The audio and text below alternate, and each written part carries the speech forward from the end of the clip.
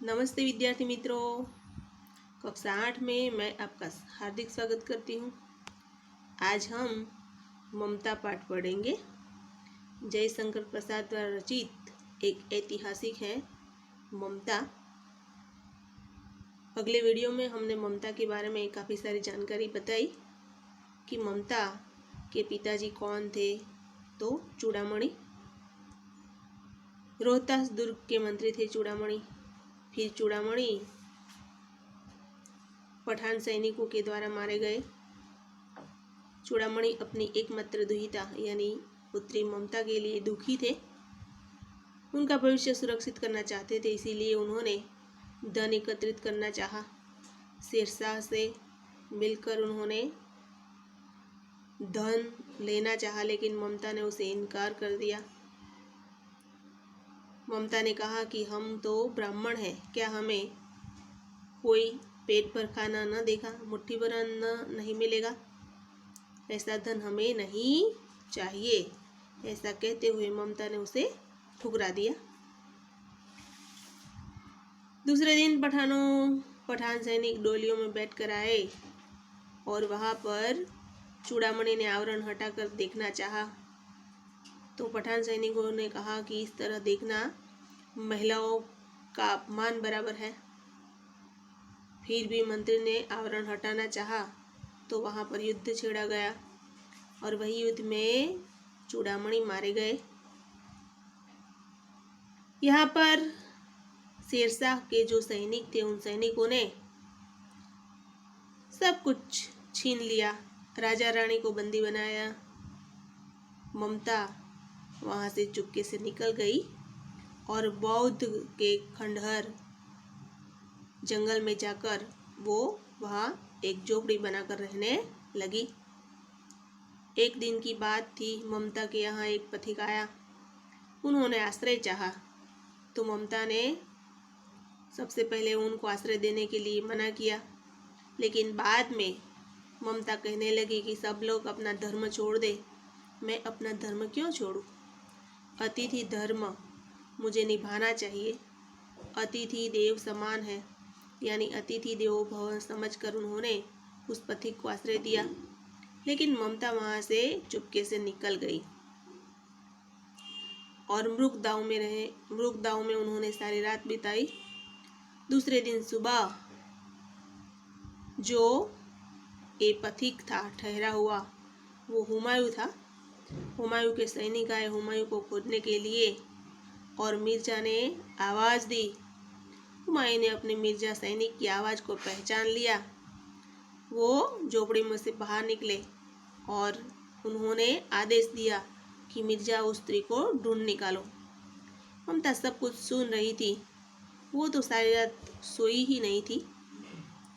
अब यहाँ पर सारे दिन खोजबीन छानबीन की जंगल में, लेकिन ममता न मिली। अंधेरा होने वाला था तभी हुमायूं ने मिर्जा को आदेश दिया कि मिर्जा, उस स्त्री को मैं कुछ न दे सका, इसलिए तुम इस स्त्री के झोपड़ी को महल बना देना। ऐसे आदेश देकर सब लोग वहां से चले गए। अब हम आगे पहुंचते हैं। तो चौसा के मुगल पठान युद्ध को बहुत दिन बीत गए थे। जो युद्ध हुआ था हुमायूं और शेरशाह के बीच, उस युद्ध को काफी समय बीत गया था, काफी समय निकल गया था। ममता अब 70 वर्ष की वृद्धा है। 70 वर्ष यानी 70 वर्ष। ममता की उम्र अब 70 वर्ष की है। एक दिन वह अपनी झोपड़ी में पड़ी थी। एक दिन की बात है, वो बीमार थी, इसीलिए अपनी झोपड़ी में पड़ी रही थी। शीतकाल का प्रभाव था और उसका जीर्ण कंकाल खांसी से गूंज रहा था। कंकाल यानी हाड़ पिंजर, जीर्ण यानी वृद्ध हो चुकी थी, इसीलिए उनका जो शरीर था वो शरीर खांसी से गूंज उठा था और उनकी जो झोपड़ी थी उस झोपड़ी में खांसी की आवाज आ रही थी। तो चौसा मुगल पठान युद्ध को कुछ दिन बीत गए थे। ममता की उम्र अब 70 वर्ष की थी, यानी अब वृद्ध हो गई थी। वह अपनी झोपड़ी में पड़ी कराह रही थी। शीतकाल का प्रभाव था, यानी ठंडी की मौसम थी।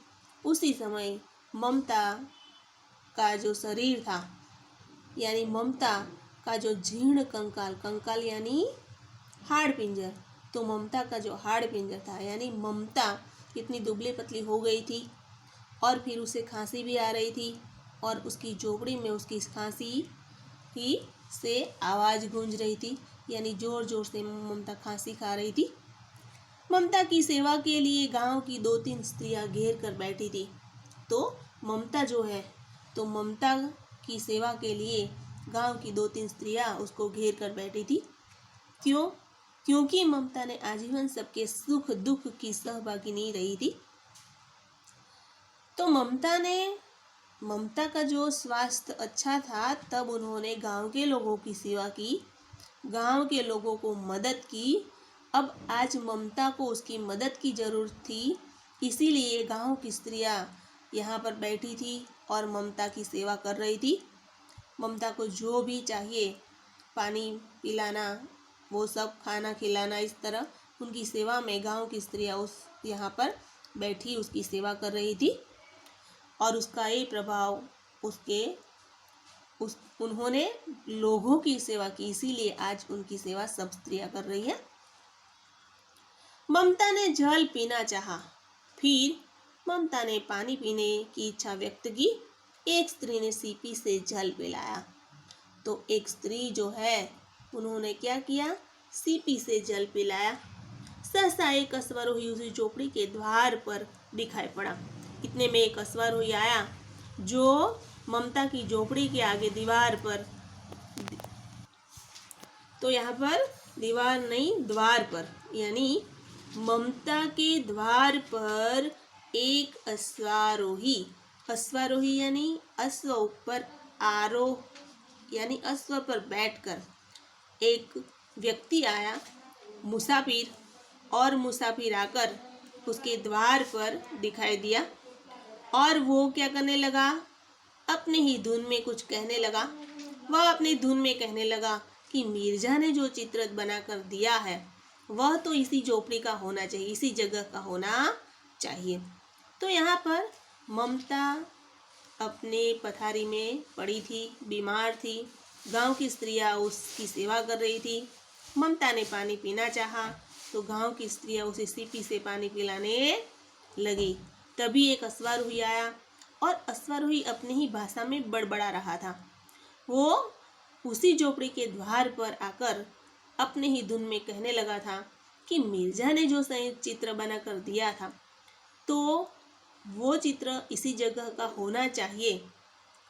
और फिर वो मन ही मन थोड़े आवाज में कहता है कि वह बुढ़िया मर गई होगी। अब मैं किससे पूछूं कि एक दिन शहंशाह हुमायूं किस छप्पर के नीचे बैठे थे। तो यहाँ पर जो अश्वारोही आया था, वो अश्वारोही ममता को ढूंढ रहा था। फिर वो कहने लगा कि मैं किससे पूछूं कि वो बुढ़िया कौन थी, और फिर हमारे जो शहंशाह थे हुमायूं, वो किस छप्पर के नीचे ठहरे थे, किस छप्पर के नीचे बैठे थे। यह घटना भी तो 47 वर्ष के ऊपर की है। ये घटना भी 47 वर्ष के ऊपर की हो गई है। अब मैं किसे पूछूं कि ममता कहाँ है, या हमारे जो राजा हुमायूं थे वो किस छप्पर के नीचे बैठे थे। ममता ने अपने विकल कानों से सुना। अब ममता ने क्या किया, ममता भले वो यहाँ पर बीमार थी लेकिन उनके कान सतेज थे, इसीलिए उनके कानों ने ये सब सुन लिया। और फिर उन्होंने एक स्त्री को बुलाया, एक स्त्री को अपने पास बुलाया और कहा कि इसे बुला लाओ। किसे बुलाना है यहाँ पर, अश्वारोही को। ममता ने अपने कानों से ये जो अश्वारोही था उस अश्वारोही की आवाज़ सुनी और फिर ममता ने कहा कि ये जो अश्वारोही है उस अश्वारोही को बुलाओ। अश्वारोही पास आया। फिर ममता की झोपड़ी की जगह महल बनाने वाला जो अश्वारोही था वो पास आया।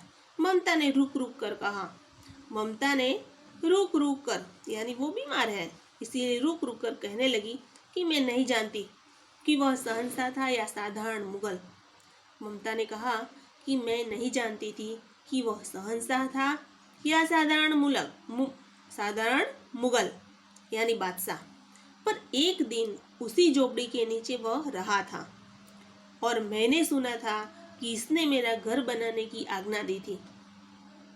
यानी उसे जाते जाते मेरा जो घर है उस घर को, मेरी जो झोपड़ी है उसे एक महल बनाने की, एक घर बनाने की आज्ञा दी थी। भगवान ने सुन लिया, आज मैं इसे छोड़े जाते हूँ। यानी भगवान ने मेरी प्रार्थना सुन ली, आज मैं इस स्थान को छोड़कर जाती हूँ। अब तुम इसका मकान बनाओ या महल, मैं अपने चिर विश्राम गृह में जाती हूँ। तो ममता ने कहा कि वो व्यक्ति ने आदेश देकर चला गया था, लेकिन वो व्यक्ति कौन था वो मैं नहीं जानती थी।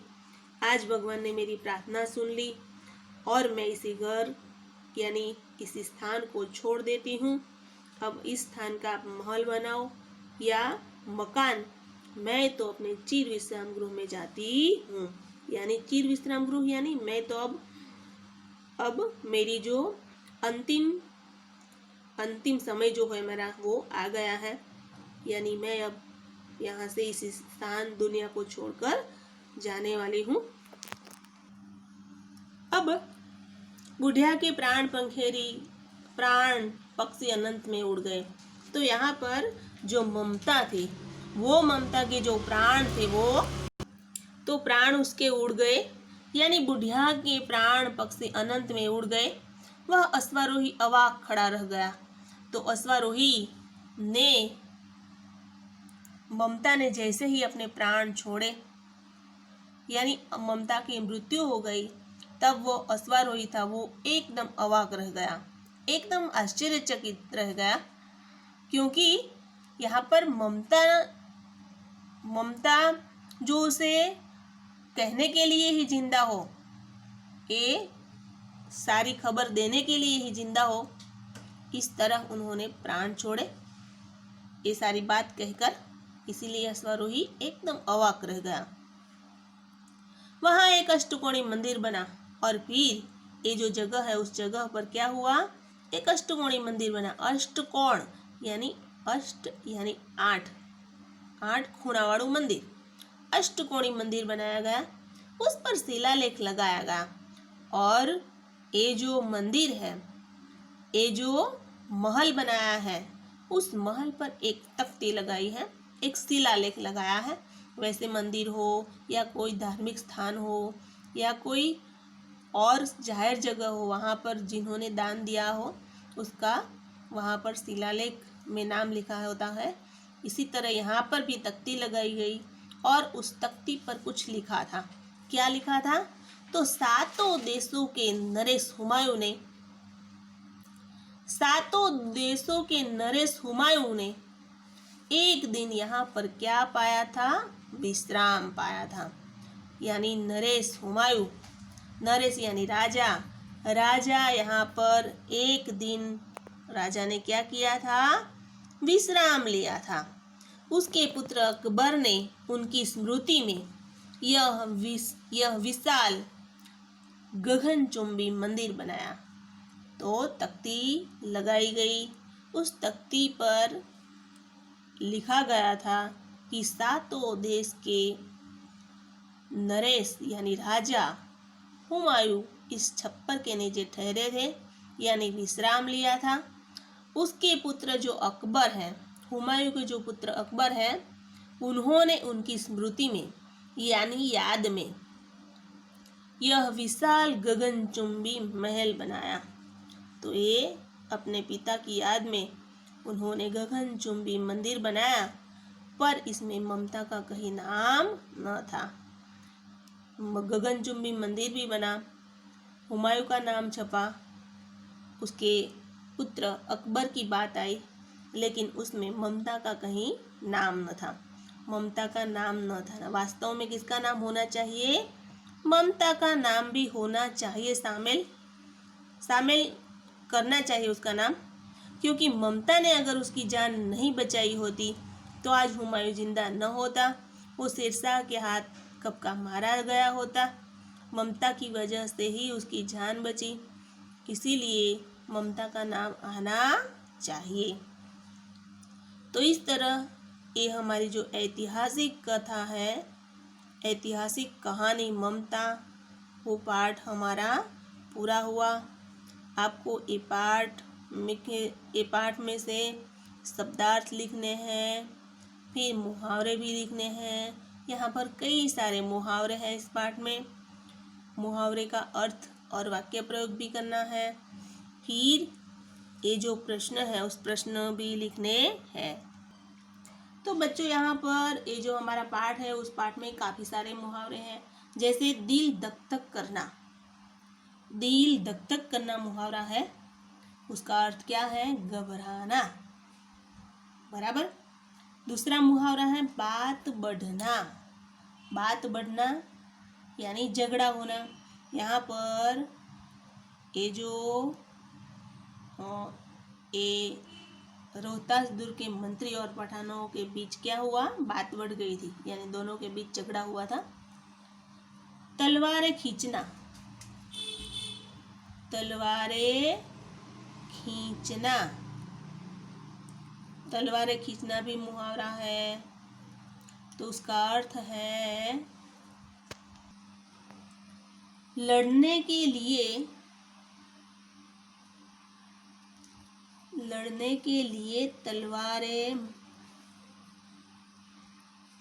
तलवारें म्यान में से बाहर निकालना। लड़ने के लिए